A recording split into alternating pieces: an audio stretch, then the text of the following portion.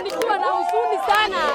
Sisi wote tunahuzunika kabisa kwa sababu tulitolewa hapa kwa reli na tukaambiwa ya kwamba tuende kuna fensiwa na watu wa reli. Na tena ni kusangaa, tunashangaa tukisikia ya kwamba kuna containers italetwa usiku. Na sisi tunaendanga kusunguka na huku kusurura tukitafuta usaidizi. Na watu wengi sana walienda nyumbani juu tulikosa mahali pa kuuzia. Sasa sisi tunataka kusema hivi, mheshimiwa wetu, tunasikia kuna containers zinakuja usiku. Hatuwezi tukakubali sisi tukaa hivi tuangalie watu wengine wakuja wanyakue haki yetu hivi. Tumekataa na tumekataa.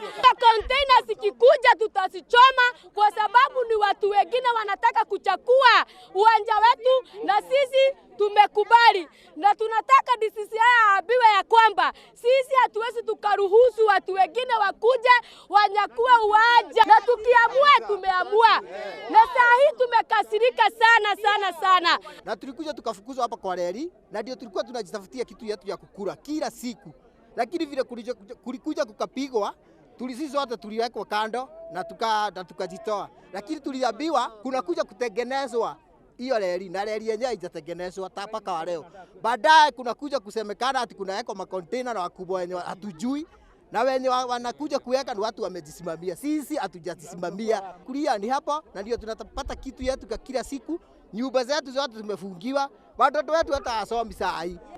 Sasa wenye walitutoa, sasa sisi tulienda tu kuzunguka, mtu anatafuta mahali anakaa. Unajua hii soko hata hatuna soko, hii ni viwanja ya watu. Sababu sasa wanasema waleta makonteina hapa. Sisi tuende wapi? Wengine wajaze matumbo zao na sisi tunakufa na njaa. Wamataki asikia ajue akaya akijua hajachaguliwa hapo akuja nyanyaze mwananchi.